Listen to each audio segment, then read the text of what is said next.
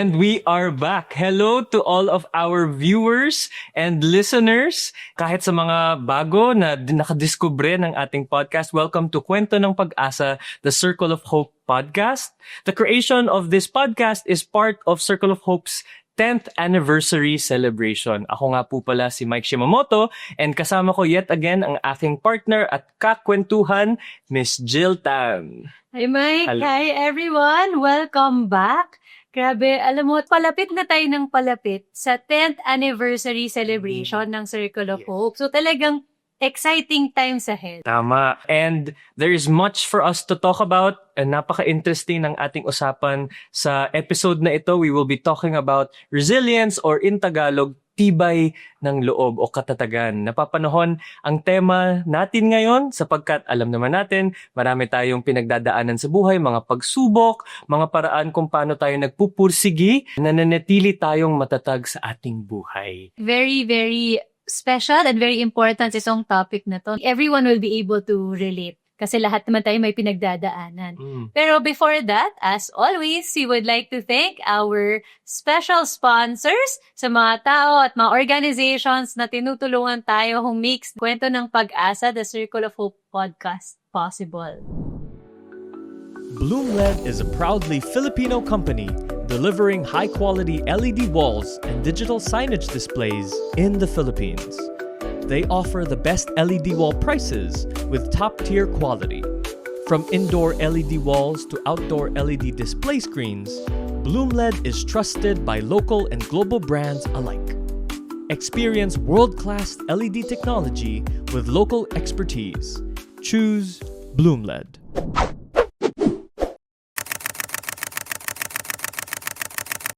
Happy birthday to you. Straightforward is celebrating its 10th anniversary this year of 2025. 10 years of boundless living, rooted in the philosophy of boundless basics. At Straightforward, they're not just a fashion retailer, but they craft fashion that serves as a canvas for limitless existence. Their mission is to ease the journey towards your best life, one outfit at a time. Kwento ng Pag-asa, the Circle of Hope podcast is excited to partner with Straightforward as they continue to help you live boundlessly. Tailored Projects helps high-performing decision makers unlock new levels of growth for their companies through reliable and innovative brandwear. Unlike conventional suppliers, they infuse every project with their personalized brand of service, quality designs, and their deep supply chain to deliver brandwear that stands out and leaves a lasting impression. 3J Plastic World and Manufacturing Corporation is a plastic manufacturing company that specializes in durable houseware products for nationwide distribution through the network of the leading department stores, supermarkets, and major wholesalers. Utilizing recycled materials for the majority of their production processes, rest assured that all 3J Plastic World products are durable, reliable, and high quality. Walang tapon, tibay na maaasahan, at tumutulong sa kalikasan.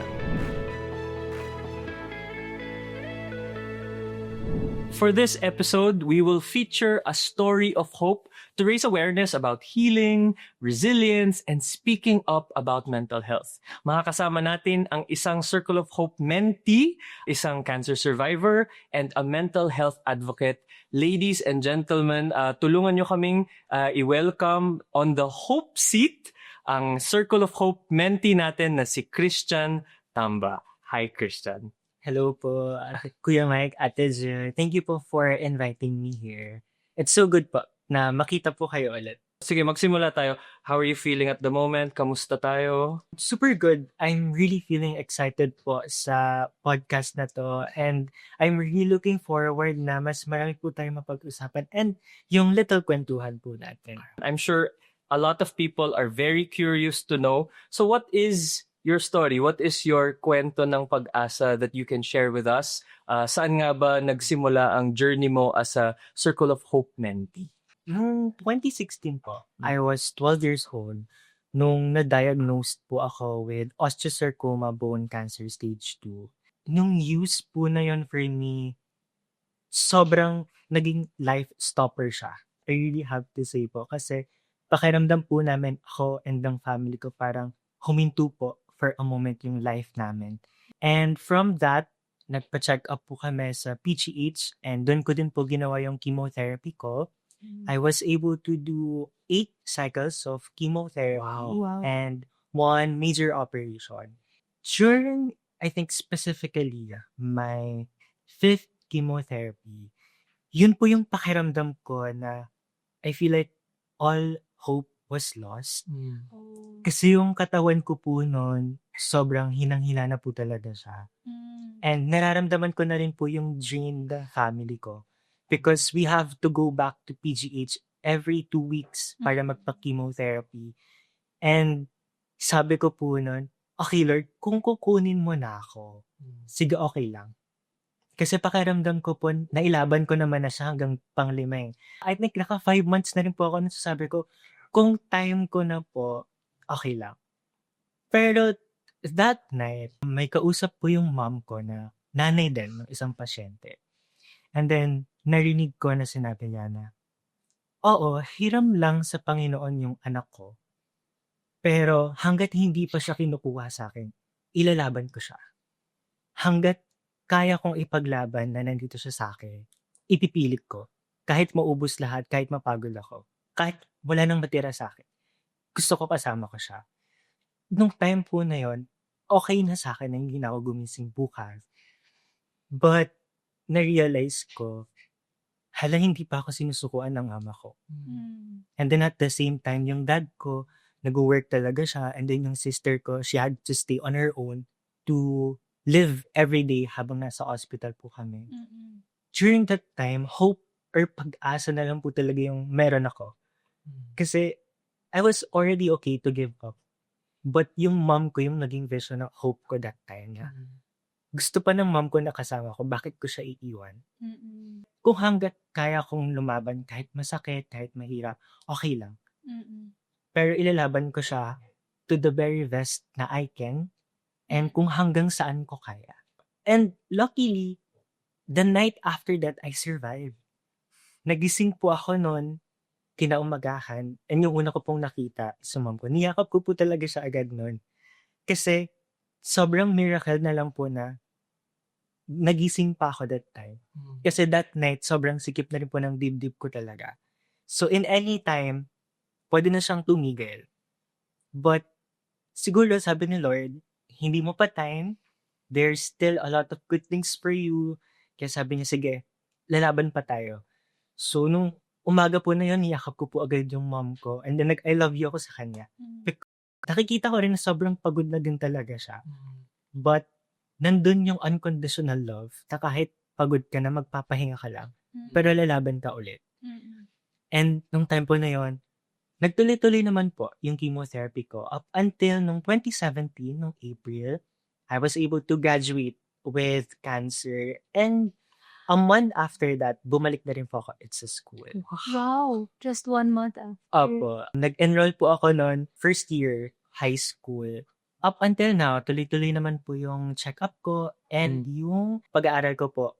Right now, 3rd year, BS Psychology student na po ako at Polytechnic University of the Philippines. And 2 years na, kayang-kaya pa, hopefully makagraduate and makapag-board exam. Kayang-kaya. Okay. Grabe, okay. Kaya hinga muna tayong lahat together. Okay. Grabe, Christian. Thank you for sharing your story, yung kwento mo, no? Kasi talagang, ang dami mong pinagdaanan at a very young age. And very meaningful yung sinabi mo na, yung struggle mo hindi lang sa physical na sa sayo, pati yung naiisip mo kasi yung family mo, yung support mo, parang your care for them na pati sila nahihirapan. And then I also really love yung sinabi mo na, hinugot mo yung pag-asa sa mga tao around you. Kasi minsan talaga, no, Mike, may times talaga na hindi na natin kaya on our own pag sobrang mahirap yung pinagdadaanan. So, we really need to look outside. Yun nga parang nai-imagine ko yung sarili ko na kung may pinagdadaanan akong ganun, ang hirap and kailangan kong humiram ng lakas sa iba. Pero hindi ko ma-wrap yung head around ko na parang ang bata mo nung time na yun. 12 years old. Opo. Yun ang katanungan sa isip ko ngayon eh. Paano mo siya nagawa na in that moment na panghihinaan ka na ng loob pero nakita mo, narinig mo yung sinasabi ng mom mo. Ano yung tumatakbo sa isip mo na paano mo nagawang kumapit pa rin hindi bumitaw? Siguro po, that time, ang nasa isip ko na lang, one breath at a time. Na-realize ko po na hindi ko po kaya lahat agad-agad eh. So, ang kaya ko lang pong gawin, huminga, magpapatuloy, huminga, magpapatuloy. Hanggang sa maging continuous cycle siya. Hanggang sa masanay ako na kakayanin ko siya. And eventually po, na nung natutunan ko, sinishare ko siya sa mom ko. Especially, yung mom ko yung best friend ko talaga eh. Lagi kaming nag-uusap. Kasi importante po yung usap sa amin eh. Na we share the same feelings. And then, gusto ko po na lagi ko na siyang napapakinggan. Siguro po nakatulong din nung time na yun na, yun na po, lagi na ako kinakausap. Ang lagi pong favorite line ng mom ko, "Kumusta ka anak? Anong paborito mong pagkain?" Nanay na nanay. Kasi po especially po pag nagki-chemotherapy, lagi ka po kasing nagsusuka. So, kapag po may gusto akong pagkain, dinatry po ng mom ko na lutuin siya. Or if kaya, bibilhin. Para kahit papaano makabawi ng lakas niya, chemotherapy. And nag-work po siya surprisingly. Hindi din po talaga namin in-expect na kakayanin namin parehas.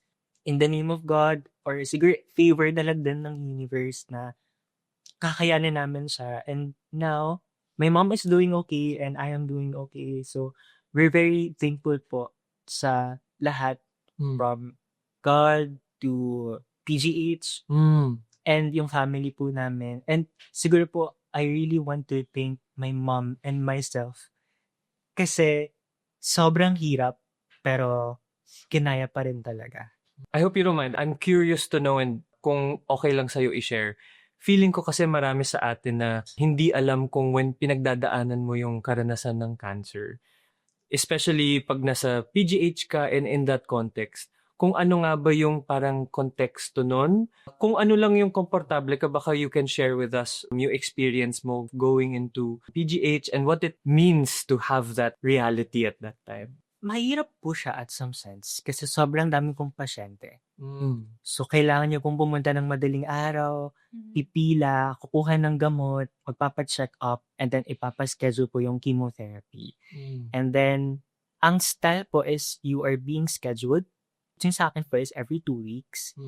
And after po nun, check up ulit after 1 week, tas balik po ulit.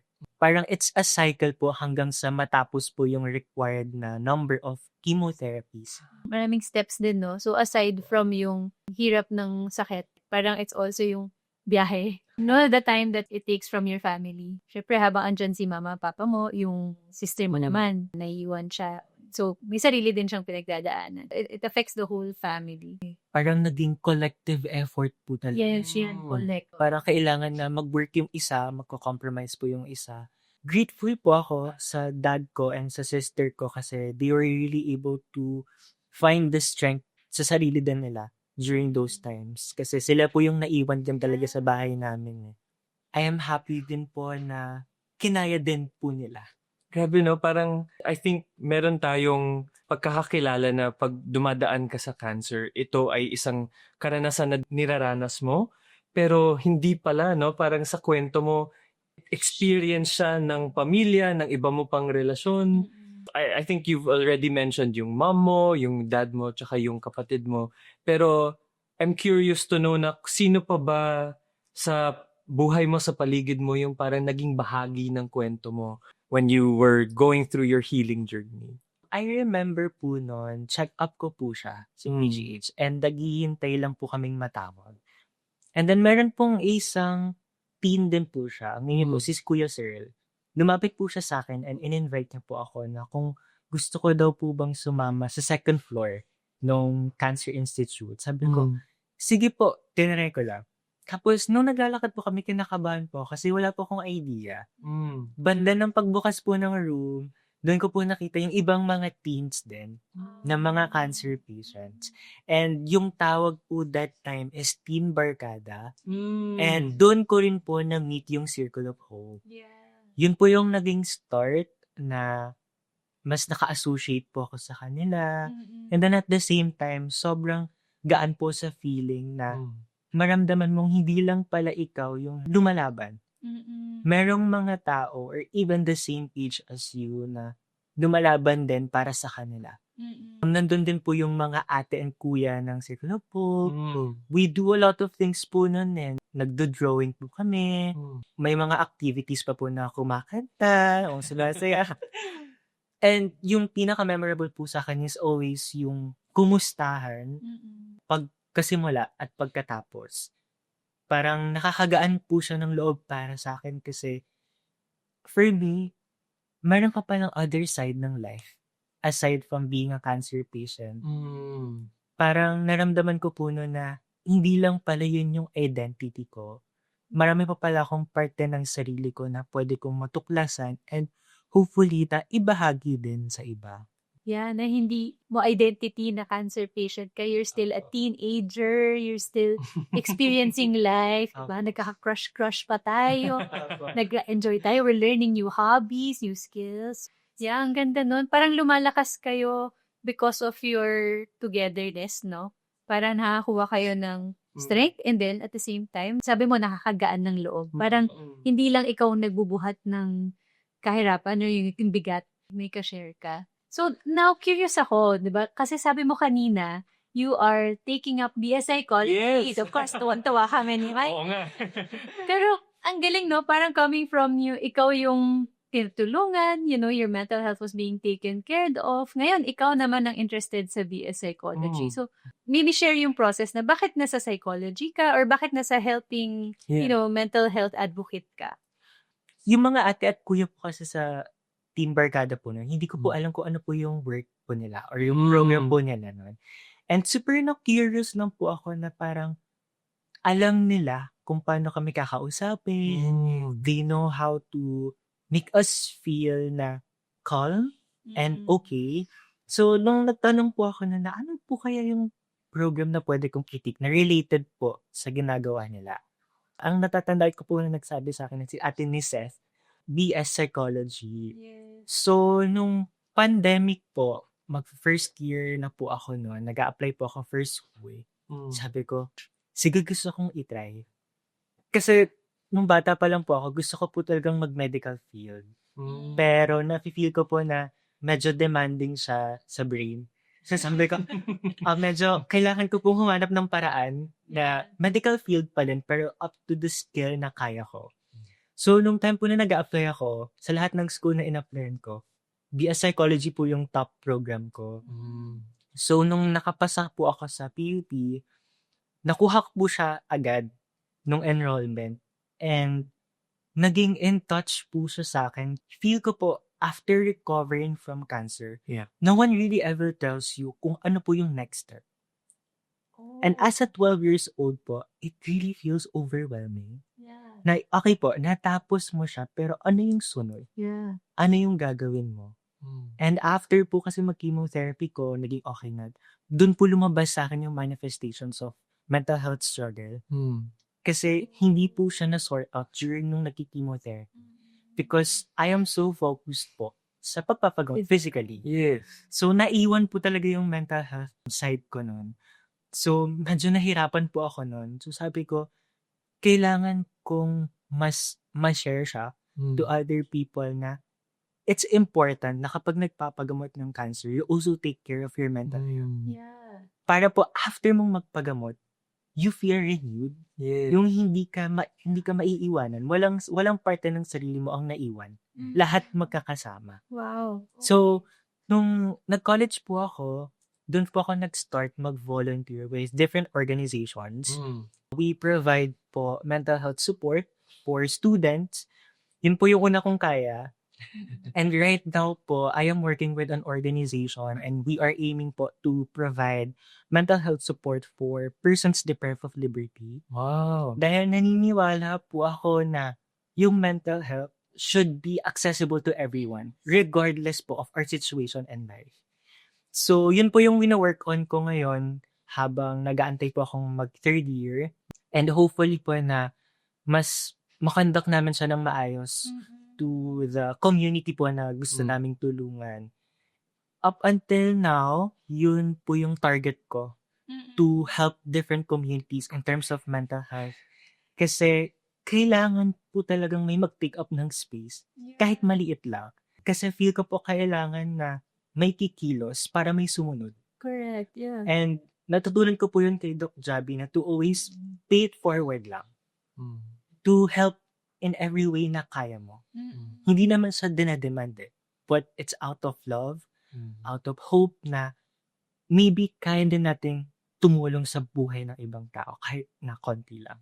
That's so inspiring. Grabe. Truly, how inspiring na parang ilang taon ka na ba? Parang mga ilang lifetimes na yung nangyari sa'yo. I'm curious lang, no? You are volunteering, estudyante ka, nagpapa-check up ka, pero kamusta ang experience mo sa school? Nakaka-keep up naman ba sa mga nangyayari? With school po, I'm consistent president lister po. From my first semester Okay. up until now, Wow! medyo kinakaya naman po. Kinakaya naman. Kinakaya yata Oo, yan. oo. Medyo kulang na po sa tulog pag finals. Pero sabi daw po ni Doc Javi, kailangan matulog po talaga. As much as possible po, gusto kong i-try lahat ng kaya kong i-try. And at the same time, considering my limits also. And kung ano lang din po yung kaya kong i-offer. Sobrang inspiring yung kwento mo. Sobrang ang dami naming natutunan. I'm sure sa kwento pa lang na to, marami ka nang na-inspire, marami ka nang natulungan, and hopefully marami kang nabigyan ng lakas. Na baka sila rin, in their own way, whether it's cancer or something else happening in their life, na meron silang marinig na kaya pala to. One breath at a time. One breath. One breath at a time. Oras na para kausapin mo yung ating mga nakikinig, mga nanonood sa atin. Sa iyong karanasan, sa iyong palagay, baka naman pwede mong payuhan ang mga katulad mong mas bata, katulad nating naghahanap ng pag-asa. Paano nga ba sila maghanap ng pag-asa sa buhay nila, patatagin ang kanilang puso, palakasin ang kanilang paninindigan? Hindi po talaga magiging madali. Yung buhay, full of ups and downs po talaga siya. But siguro, one thing na I learned is palaging natatapos. Kung masaya ka, i-enjoy mo siya, i-save mo siya kasi matatapos siya. And kung nararamdaman mo na malungkot ka at nahihirapan ka, kapit pa kasi matatapos din siya.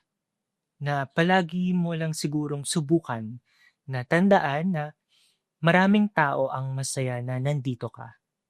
At maraming tao ang kampante na kasama ka nila. At maraming tao ang nagpapahal sa'yo.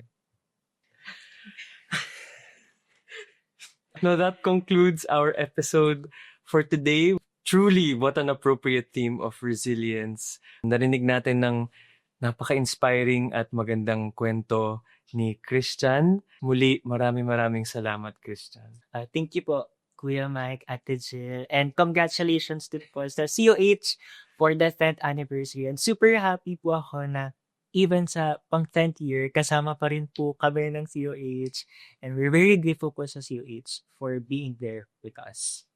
Thank you, Christian. Alam mo, Mike, Christian, sobrang bitin. Sana we had more time to talk about this. Pero at least for the viewers, I want you guys to know that you can learn more about our mission and Circle of Hope sa website namin, Circle of Hope CS.